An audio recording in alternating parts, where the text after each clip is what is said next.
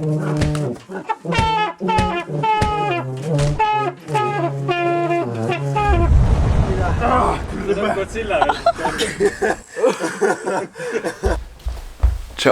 tere tulemast tagasi. Selles videos me proovime joosta ilma treenimata maratoni. Me teeme slip and slide'i maja katuselt alla ja ma näitan teile ühte kõige lahedamat pidu, kus ma kunagi käinud olen. And some of us aren't. And some of us just watch. You are the watchers. I am the creator here. I am the God. I am God. Ma tahan, et see karjub briti tüüp teda ära ehmatanud, aga ta on tõenäoliselt üks kõige paremaid YouTubereid, keda on võimalik leida. Kõik lingid raamatutest või inimestest, keda te siin videos näete, on descriptionis. Olge lahked. Nüüd me lähme jooksma. Sellel jooksul ühinevad minuga Thor ja Nurga, kes jäid mulle silma juba gümnaasiumi ajal nende avatusega minna kaasa hullude ideedega. Eks nad on täpselt need tüübid, kelle peale sa saad loota, kui sa tahad teha midagi, mis on räigelt vinge. Ja ma lasin neil filmida, kuidas nad ennast tunnevad päev aega enne jooksu, nii et vaatame neid klippe korraks. Yo. Nothing happened. Everything happened in lion mode like I'm coming to get you. Mind tabas seljavalu, mis mul umbes 2 aastat tagasi oli, millega ma EMOs käisin. See on alaseljavalu ja ma ei saa põhimõtteliselt püsti tõusta, ehk siis ma olen terve päev kas lamanud või istunud. Mis on pukkis, noh? See on ka täiesti pukkis. See on siin ravimeid ja... Kui ma 4. kilomeetril juba kokku ei kuku, siis on väga hästi. Aga õiged Eesti mehed ei virise. Või, jah. I don't think you realise how successful I am. Ma otseselt ei karda. Üleeile ma olin tõesti korraks kabuhirmul. Mul käivad need hirmulained nagu üles-alla. Täna ma tunnen, et tegelikult ei ole midagi, et proovib ära teha ja see tuleb väga fun kogemus kindlasti, väga raske ka. Aga jah, no mainly, kui mul see hirm on, siis see hirm on enamasti põhjustatud sellest, et viimased 2-3 nädalat ei ole võib-olla minu treeninggraafik olnud eriti tihe. Okei, no ma olen 9 päeva järjest tarvitanud alkoholi. Ja kuna ma ei ole tegelikult elus olnud väga suur pidutse ja nii suur alkoholi tarbija, siis see on minu jaoks päris suur asi ja ma tunnen tegelikult tugevalt, kuidas see on mind teinud nõrgemaks. Ma arvan, mul on jooksuni aega mingi 20 tundi. See on hommikul ja ma ei ole suutnud nagu mitte midagi teha. Ma olen lihtsalt nii närvis olnud. Mul nagu kõhus keerab. Ma kogu aeg tunnetan oma jalgu ja asju. Ma olen nagu, kas ma olen väsinud, kas ma jaksan, on ju. Ja ma lihtsalt olen söönud võimalikult palju süsivesikuid ja tehniliselt lebanud. Ma olin tegelikult ennem veidi raskustus, et kuidas edasi anda seda jooksu, et kas minna nagu mingit sellist ületeeseldud YouTube'i stiili peale, kus meil on kõigil mingid oma kaamerad kaasas ja me nagu haibime selle ülesse. Või kas ma teen voiceoveri, kus ma teen seda eepilisemaks, kus ma nagu räägin sellest, et see on raske, kas ma üldse jaksan, et kas ma nagu ehitan sellest maratonist ülesse mingi loo. Ja ma tegelikult otsustasin lõpus mitte seda teha. Ehk siis kujutage ette, et te olete Viljandis tudeng, selline artsy, edgy chick, 2 aastat õpite näiteks kultuurikorraldust ja sõna audiovisuaalne rännak tähendab teie jaoks midagi. Okei. See on põhimõtteliselt see. See simuleerib veits, kui tripi oli joosta, kui eraldatud sa reaalsusest oled, kui imelikult sa asju kogesid, ehk siis need on lihtsalt raw-klipid, ilma muusikata. Ja sa lihtsalt näed meid päriselt jooksmas järgneva 3 minuti jooksul seda maratoni. Ja siis vaatame, mis värk on.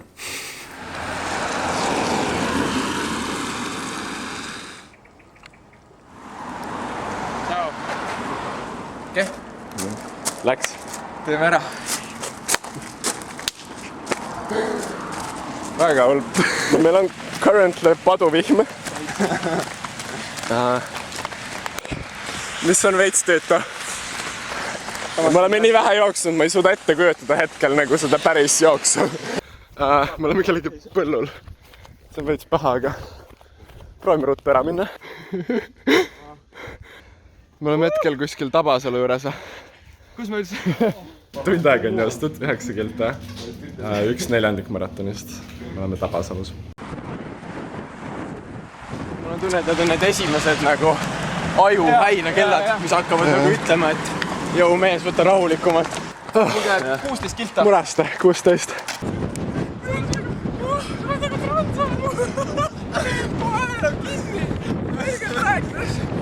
Meil on tekkinud tuul ja üsna väsinud on olla. Saar, kui palju meil tehtud oli? meil on 21 kilta tehtud ja me oleme jooksnud selle 2,5 tunniga.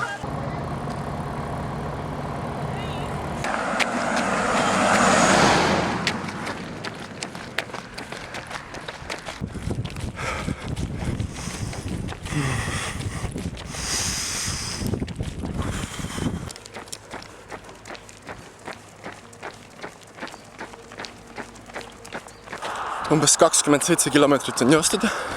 Töötahet on.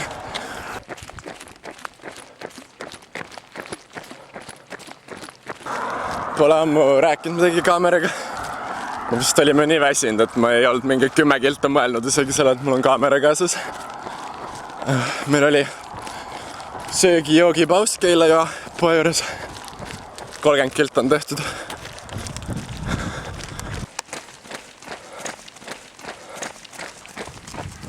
Päike on välja tulnud, mis iseenesest on tore, kui me jõuaks ujuma, aga ma olen räigelt õnnelik, et varem päikest ei olnud, sest et mul on täiega palav ja see vihm oli definitely parem jooksmiseks, kui päike oleks.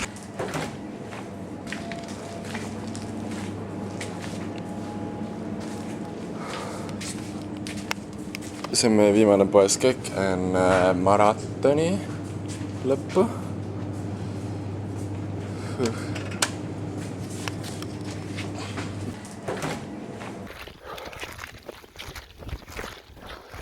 Ah! 42 kilomeetrit.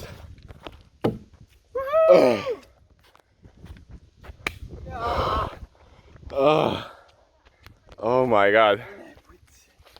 Mees, fucking legendid on lihtsalt siin. Ja ma vaatasin terve aeg ta jalgu nagu.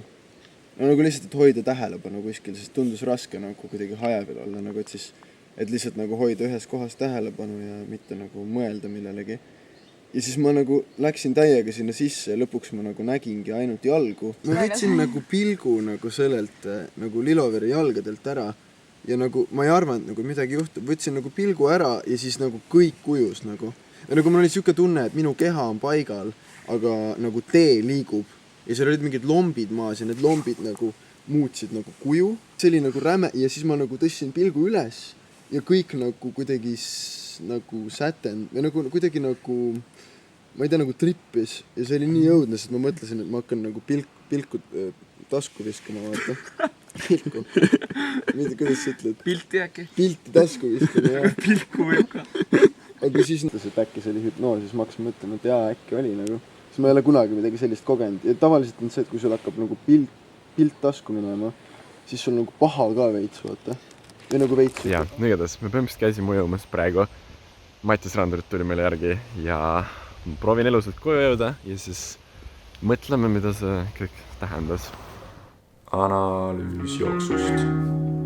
Kuidas ma üldse jõudsin selle jooksuni? Põhimõtteliselt üks mu sõbranna Elisa, ta jooksis 2 päeval järjest umbes 20 kilomeetrit ja ta ei olnud nagu varem treeninud eriti jooksmist. Aga ma tean, et ma olen tegelikult paremas füüsilises vormis. Ma sain aru, et okei, järelikult ma prolli peaks suutma füüsiliselt joosta ka maratoni. See on see vaimne pool muidugi, on ju. Aga kuna mul üsna emotsionaalne periood ja veits keeruline, siis ma tegelikult nautisin väga palju jooksmist, sest et see kuidagi andis mulle aega mingi iseendaga olla lihtsalt enda ruumi, sest ma olen alati elanud teiste inimestega koos, eks mul ei ole nagu mingit enda korterit või asja, eks siis jooksmine on suht hea tegevus. Ja siis ma leidsin sellise raamatu nagu Born to Run, mis rääkis Mehhiko hõimudest, kes ühes kanjonis elavad ja kes oma naturaalses elus hästi palju jooksevad.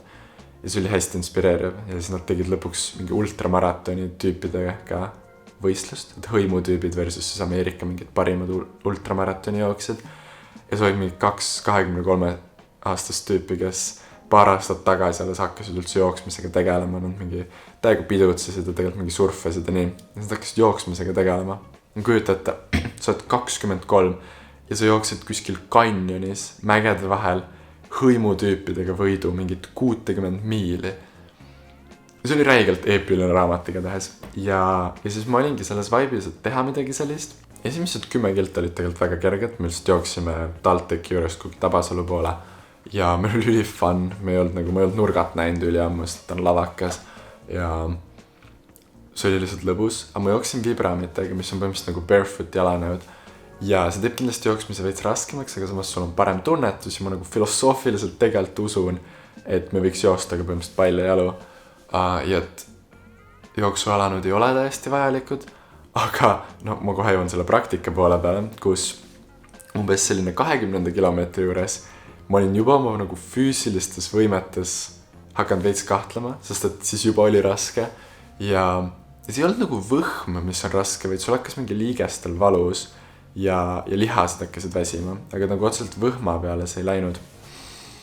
Aga õnneks ma olin 21 kilomeetri juurde peitnud endal ära nagu Nike Actual nagu jooksutossud ja ma panin need jalga ja see nagu pehmus ja see, et sa saad nii-öelda natuke valesti joosta, eks rohkem mingi kanna peale minna ja nii.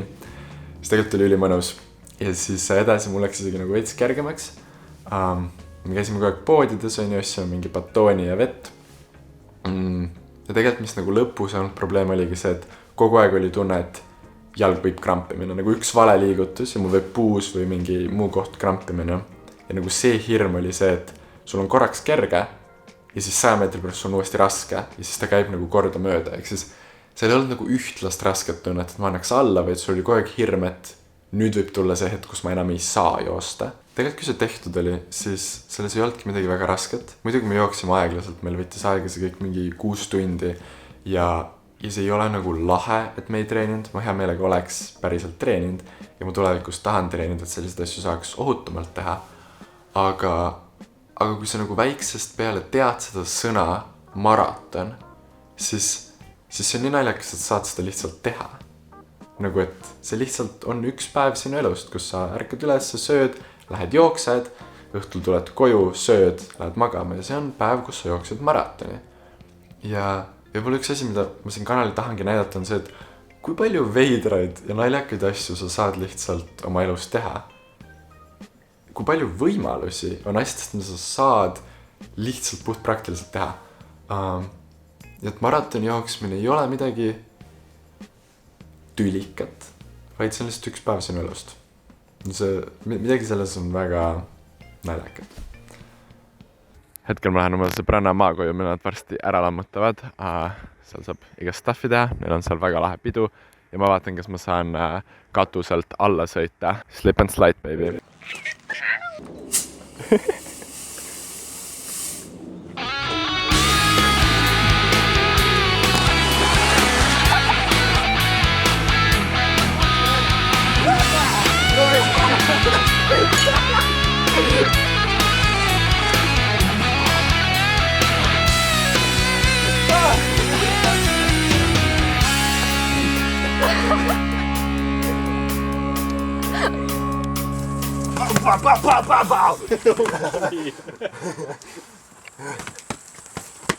Tegelikult oleks võinud seda ehitamisprotsessi rohkem filmida.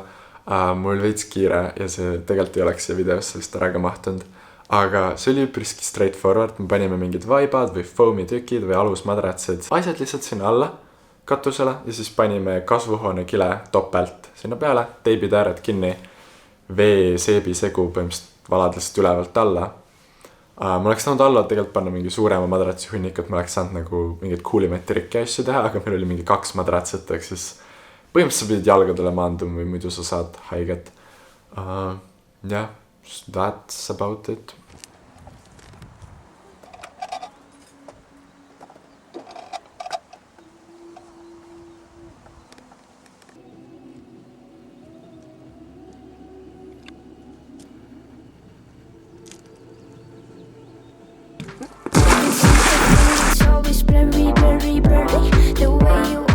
talk to me, it's very, very funny. I don't need nobody, I will marry, marry money. Loving not the drugs, they got me, got me, got me. It's always very, very, very. The way you always talk to me is very, very funny. I don't need nobody, I will marry, marry money. Loving not the drugs, they got me. Miks ma seda pidu siin videos näitasin, oli see, et see on jällegi üks tõestust sellest, kuidas saab elada. Jällegi üks võimalus, millisena saab maailmaga suhestuda. Kui me elame maailmas ja keskkonnas, mida me ei saa muuta, siis me treenime ennast olema impotentsed, me treenime ennast mõtlema nii, nagu me oleme vangid. Kui me nagu elame nagu vangid, siis meie mõtted on ka kinni tegelikult selles samas kastis. Ja tõesti võib-olla mingite nagu maalaste jaoks on veits veider. Ma tean, et nagu Märt ehitas noorena enda aeda Eesti suurima parkuurpargi. Võib-olla sellised inimesed nagu teavad kuidagi nooremast peale vabadust, nagu et kui su isa mingi ehitabki asju sulle, teeb mingi ralliraja mingi põllule ja nii. Aga ma olen terve elu elanud korteris. Ehk siis see, et sa saad teha kellegi maja peale graffitit, ehitada slip and slide sealt alla või see, kuidas see pidu oli üles ehitatud või et sul on asju, saad nagu asju ringi tõsta. See on juba tegelikult väga-väga suur asi minu arust inimestele, kes on elanud terve oma elu korterites. Ja nagu üks asi, millest ma täiega unistan, ongi mingi maja või koht kuskil, kuhu sa saad ise ehitada. Tahaks lihtsalt mingi DIY skatepargi kallal nagu mingi 2 kuud lihtsalt asjatada. Nagu mingi vabadus selle elu üle. See on üks asi, mis aina rohkem on nagu kõnetama hakanud ja sellepärast see Kertu maakodu oli ka väga-väga vinge. Aga jah, me jõuame nende kontseptsioonidega tegeleda ka järgmistes osades. Siit põhimõtteliselt tuleb nüüd üks sarjalaadne värk, sest et järgmises osas ma kolin Kopenhaagenisse. Yeah, that's about it. Ja ma arvan, järgmised videod on ka veits sujuvamad ja paremad ja mindlasti arenen sellest, sest ma ei ole väga ammu kaameraga rääkinud ja ma ei ole väga ammu teinud YouTube'i videoid. Jälgige mind Instagramis ja näeme juba nädala pärast. Väga hull, et ma päriselt teengi seda. Ciao.